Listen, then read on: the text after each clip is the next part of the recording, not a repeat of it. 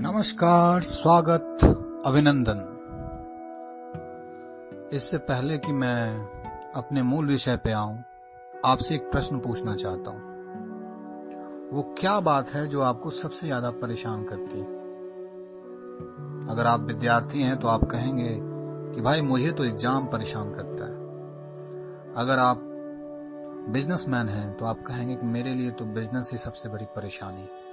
अगर आप लीडर हैं तो आप कह सकते हैं कि मेरे लिए अपोजिशन सबसे बड़ी परेशानी है।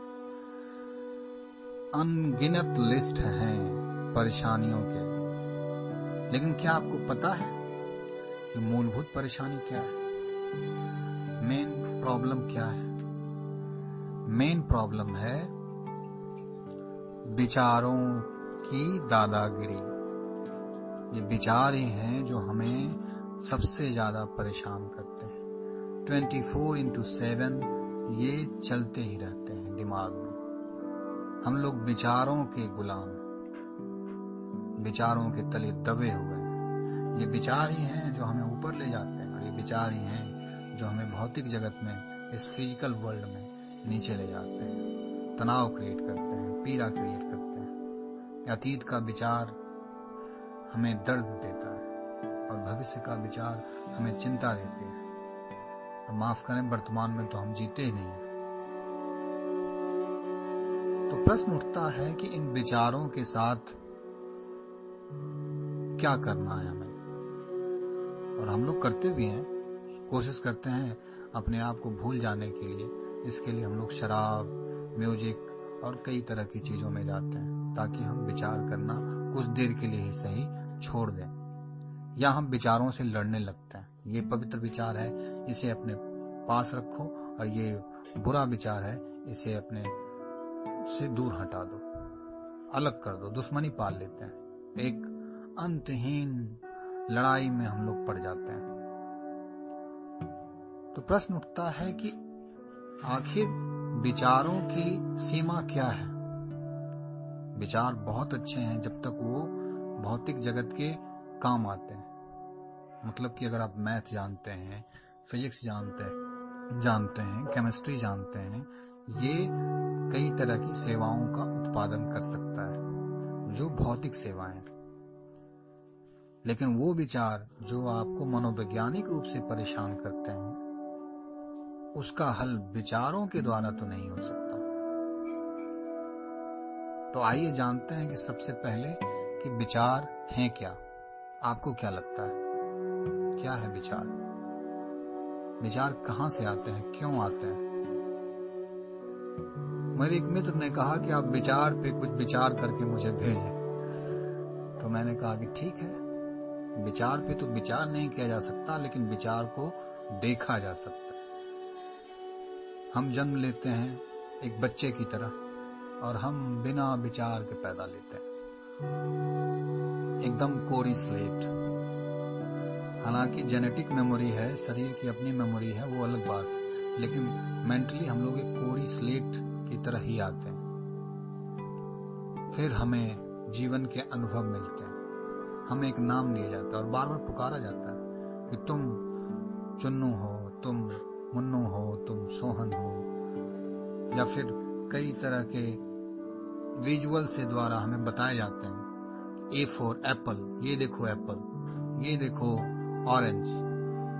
कई तरह के एक्शन करके बताए जाते हैं। माँ बताती है बेटा इधर आओ, बेटा उधर जाओ, और हम लोग एक भाषा जनरेट कर लेते हैं उन अनुभवों की, उन दृश्यों की, और धीरे धीरे धीरे हमारे अंदर एक एक्सपीरियंस, एक नॉलेज, एक मेमोरी की तरह वो क्रिएट हो जाता है। अगर आप हिंदू परिवार में हैं तो आप मंदिर जाएंगे, और आप मुस्लिम परिवार में हैं तो आप मस्जिद जाएंगे। आपकी सोच अपोजिट हो सकती है।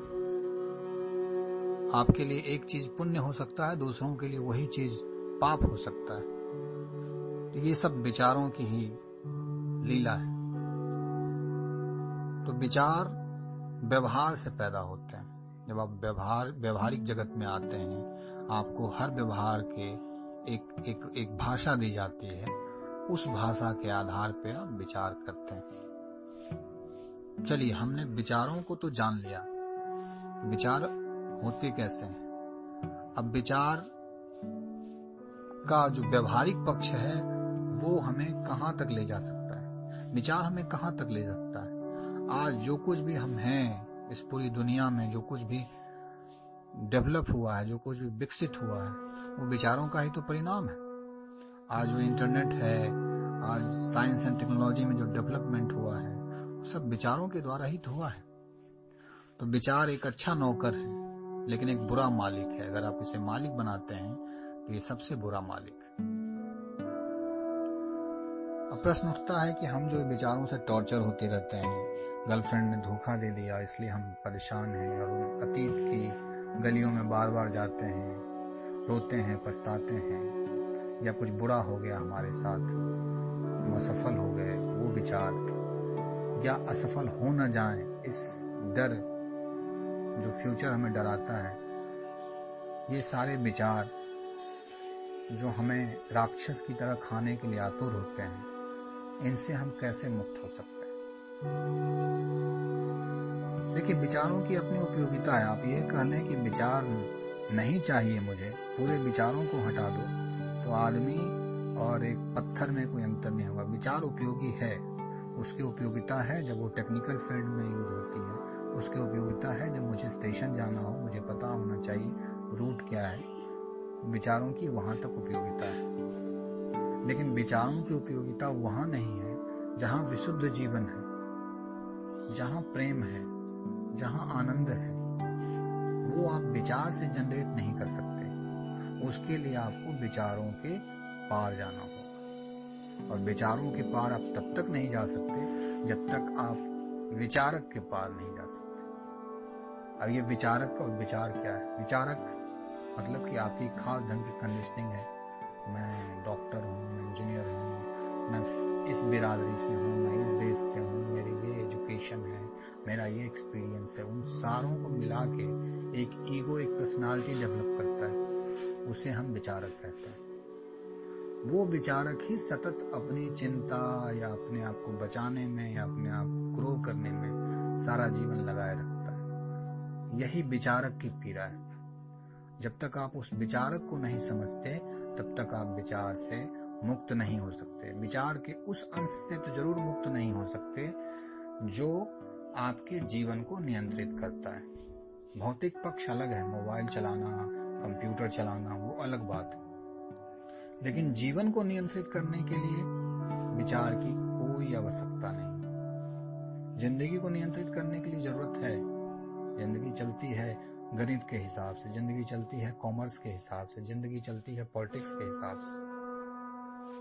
तो अंत में मैं यही कहना चाहूंगा कि विचारों को खत्म नहीं करना है, विचारक की असलियत को देखना है। और जैसे आप विचारक की असलियत को जान लेते हैं, आप विचार से मुक्त हो जाते हैं, विचार के गुरु हो जाते हैं, विचार के मास्टर हो जाते हैं।